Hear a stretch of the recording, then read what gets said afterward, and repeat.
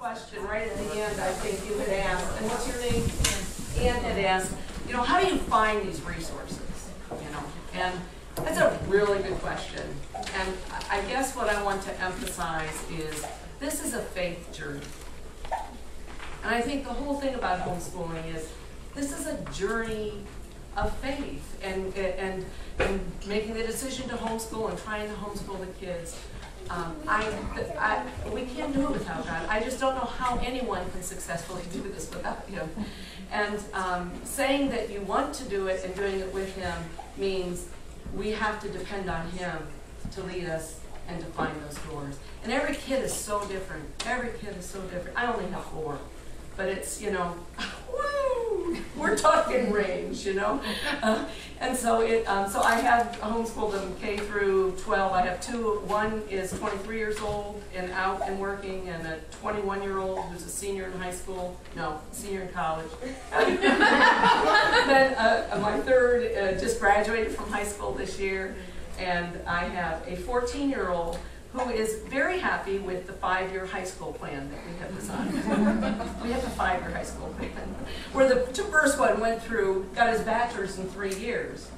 I said, well, we'll take that year and add it on to that, So, so anyway, I have not used any program, enrolled in any program. And I really thought, my husband really wanted to homeschool from the get-go. And I just thought, I'm not going to tell him until the first child is 6 that I can't do this. And the Lord just continued to work on me. And so we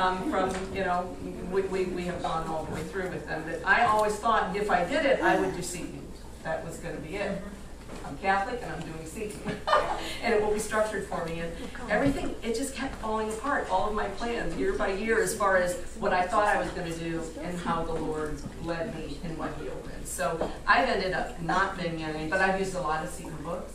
And I loved Emmanuel and Bethlehem and Abeka. And so I'm one of those eclectics. And I love putting that together. I love designing each year for each kid and figuring that out. I'm energized doing that, or I used to be. Right now it's like, you want to talk about unschooling. Right. About 3 years ago, I think Mary Beth Garvin said, I haven't even ordered anything. And I said, for what? Was this in October, Mary Jo? Yeah. Right. No, that was, thank God, it was a July thing, but still, it's like, oh yeah. So I really have used a variety of things, and so I would just do a few, and then talk about the high school. Some of the resources that we've used. One was a debate club, and I love for my son Michael. Those of you know, got into politics, and he's working in the House of Representatives now. The debate club was in 8th grade, but it was really a high school, and so I put that 8th grade work into his 9th grade curriculum. When I made the transcript. So if there's high school things that they're doing in 8th grade, you can put them into that 9th grade transcript. So debate club was wonderful. We also use Potter's School, and I don't know if that's on the list, but we have to make sure that people are aware. Anybody use Potter's School? Yeah, it's very well organized. Yes, Sarah used it. It really is, and Michael did chemistry there with lab, and he got so into it that I just wanted to beat myself up that, oh my gosh, I didn't give him what he would need because he could have gone farther here if I had. And you just can't do that to yourself, But the point was he did it on, and actually Jay Weil actually taught some of the classes, and there's a book, Weil, that he's an author for some of the high school science stuff, and he teaches through Potter School. So we used that. We also used CVCA, Cuyahoga Valley Christian Academy. There's a man there, Mr. Lyons, who teaches biology there, who has been very kind and with the homeschoolers, working very, opening up CVCA for the homeschoolers, where he would go for a biology class once a week, and he would be in the classroom, and I thought that was valuable. It turns out that, they learn, they can sit in a desk. You really don't have to go to school to learn to sit in a desk in college. But I thought that was valuable for him, and he did learn there. I really think he learned more biology than any human being needs to know, truthfully. Can you tell me if the crayfish is oviparous, viviparous, or ovoviviparous? And who here cares, right? And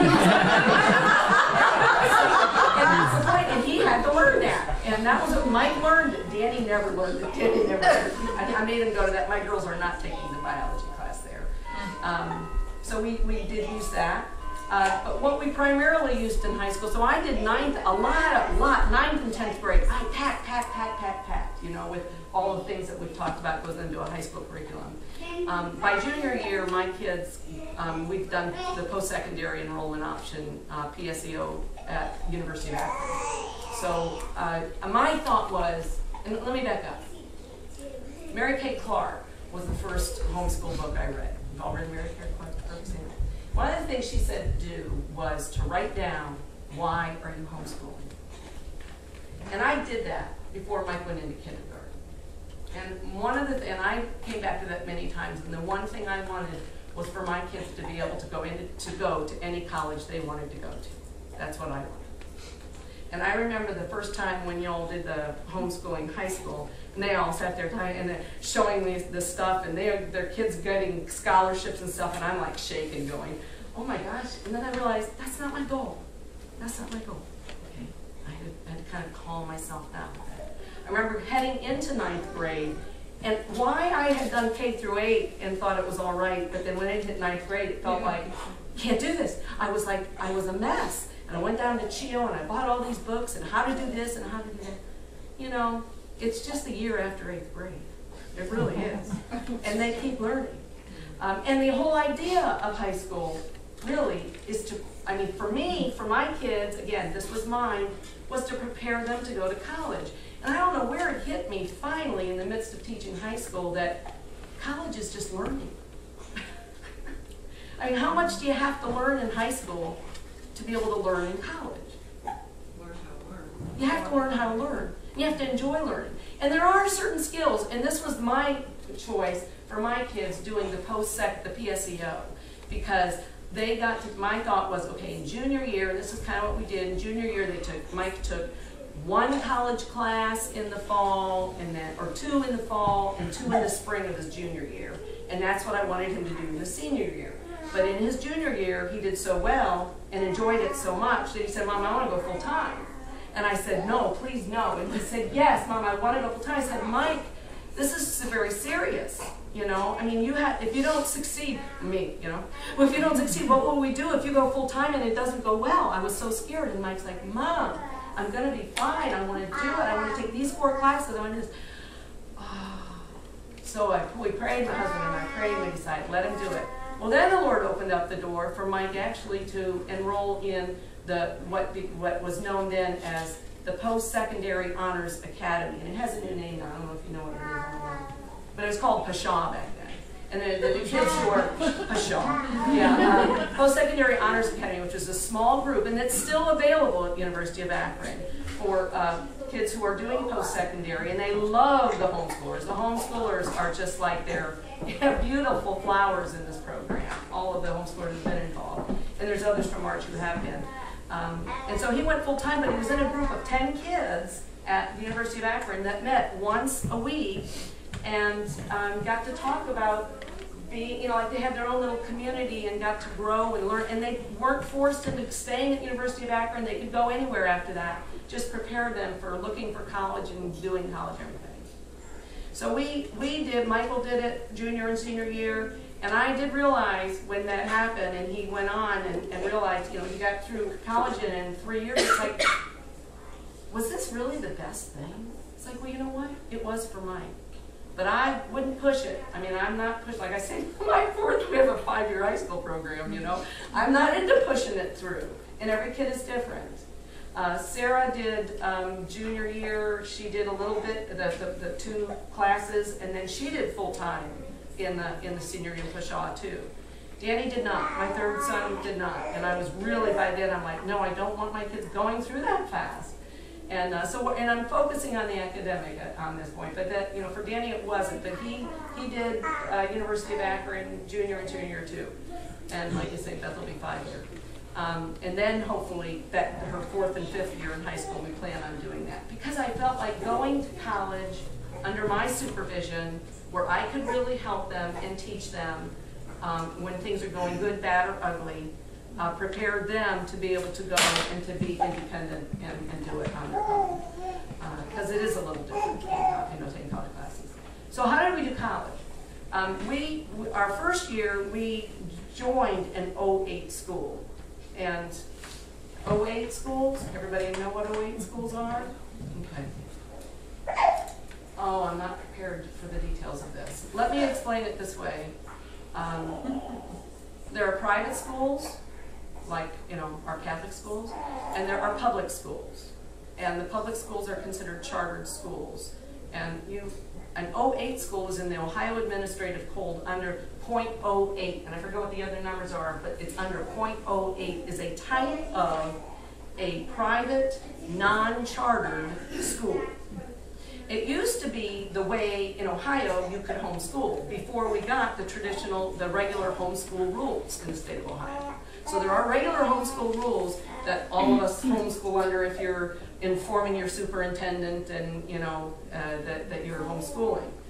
But the 08 option has never been erased from the books, and people have kind of changed. And there are people who go, oh, you shouldn't do that. That should only be for this, or if you're running a school. But the option is there, and a lot of homeschoolers have established themselves as an 08 school because under the traditional homeschooling, you can't do PSEO Part B. That means the state won't pay. You can do PSEO 8 and pay if you're a homeschooler. You're allowed to do that. But if you want the state to pay, they won't pay for the homeschooling. Is that just? No. That's just the way it is right now. If you're an 08 school, the state will pay. So there was a school called Rehoboth Academy, and God bless Tim and Gail Marvish, who established the Rehoboth Academy, which was an umbrella for all homeschoolers for $25. You joined their academy, they put you on the rules, and you could attend any school. It wasn't just University of Akron, any school in the state of Ohio. When the state came down and tried to stop that, because there were so many, the homeschoolers, where there were so many taking advantage of what every public school student could get, and every private, any child going to Hovind or Walsh or anybody can participate in PSEOB. I don't know why you would want to do that, because Walsh and Hovind, they're getting a good education there, but you get college credits. Anyway, they tried to stop the 08 school program, and what they did, it's like the blood of the martyrs. It just went out, and there were more. And so then, instead of all of us being under one 08, now each of you could go out and start your own 08.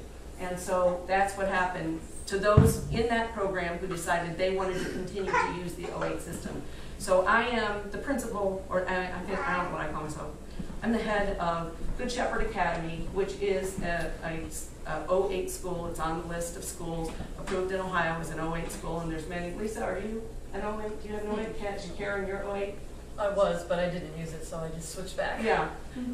So there's many within our program, within ARCH, who have chosen to be an 08 school. And so my second child graduated from Good Shepherd. Mike graduated from Rehoboth. Sarah graduated from Good Shepherd Academy as an 08. The problem with doing it that way is then the state started cutting down the numbers because there were so many of us. They said they didn't have enough credits for everybody.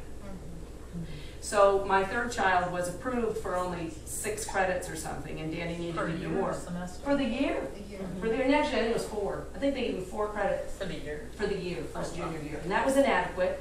And so a couple of weeks before he started school, my husband and I prayed, and we chose to enroll Danny in Odella, which is a chartered, virtual chartered school, online school. So Danny is enrolled there, and then was able to take all the classes he wanted at the University of Akron.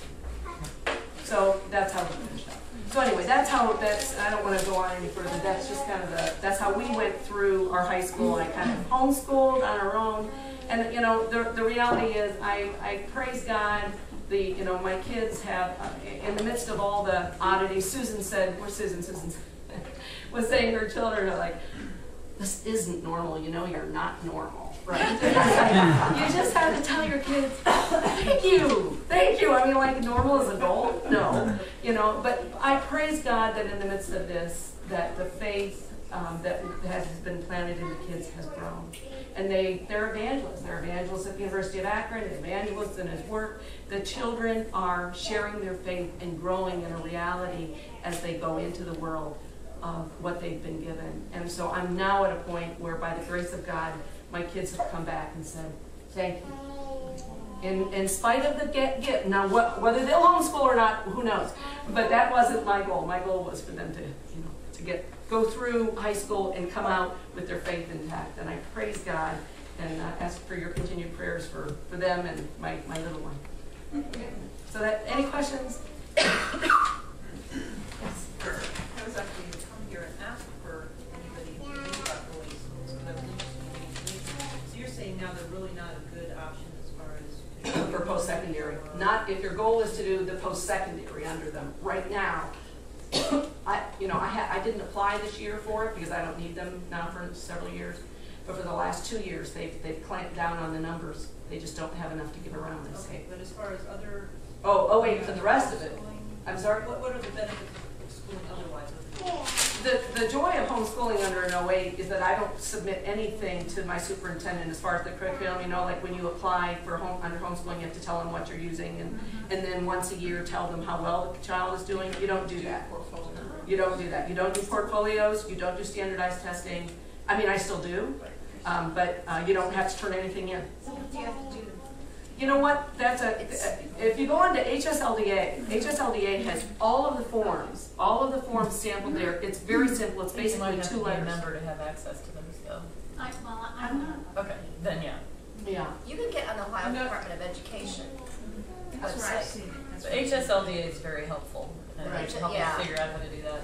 But it's very simple. Yes, it it's is. very, very simple. One other thing I just wanted to put a seed out for, and I won't go into details, but one of the things that the Lord opened the door and opened up for me when my kids were first going through was our ability as homeschoolers to administer the Explore and the Plan. You've heard of the ACT, which everybody calls the ACT. Mm-hmm. Actually, that organization has 3 tests: Explore, Plan, ACT.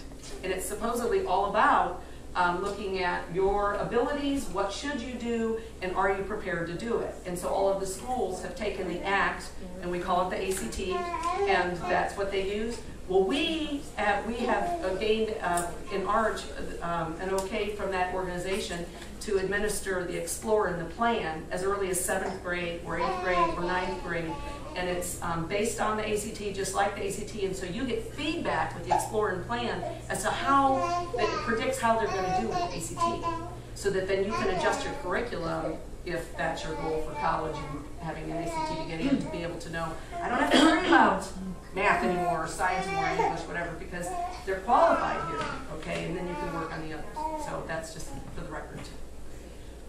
Okay.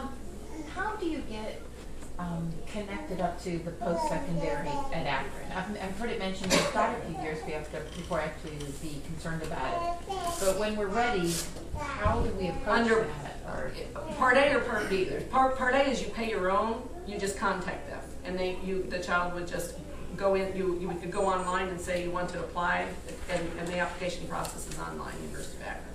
If it's Part B, where the school is paying or whether the state is paying because you're in a school, you contact the school counselor, and the school counselor does that. So again, if you either have to be in a school that the state recognizes, or if you're in homeschool, it's Part A and you can apply online, but you pay for it. You could be in an online school and do that. That's what we did. For Kate's senior year, she was in Buckeye Online School. Right, Buckeye, Odella, K-12, they handle it. So you can enroll. if you do that, will that change what your curriculum is, though? You use their curriculum. Yeah. The only time I ran So into you're any essentially trouble- enrolled in an online public school. The only difference is, in many cases, you don't have to take any of their classes anyway. Right, So, right. And Danny's curriculum was so full from the 9th and 10th grade push and some of his 11th grade that this semester, in spring semester, he just took 2 courses at the University of Akron. He didn't take anything. He was enrolled in Odella, but he was only taking 2 classes at the University of Akron. It is important to be aware of that, what was in that little yellow brochure, the requirements. And if it says, in the Ohio, I did earth science, I thought that was physical science. Then when I went to enroll in Buckeye Online School, they said, oh no, that won't work. So we went back and forth, and finally I summer schooled her and the rest of it. I said, well, here's what we did, and this Right, summer, calling it by the we're right summer name. schooling because she just refused to do another science just because they didn't accept what we had done. She had worked so hard at it. So it's important to stay on top of that list. And looking at that Ohio Department of Education website to see what is physical science. You know. But you know what? Don't get overwhelmed by it. Yeah, it's Don't get overwhelmed by it. You know, what you've done up to 8th grade, you continue working. Again, it's the next year, and God will lead you through it. I just wanted to add about the Potter School. We've used that. It's Christian, but it's very Catholic friendly, and they have probably any class that you could want, from AP Anatomy and Physiology to junior high Spanish, something like that. So it's very comprehensive and Their systems are very nice, very right. nice. It's very well organized. impressively organized. Mhm. What you can get online and get your homework and turn in your work is just very streamlined. Yeah. Thank you, Mary.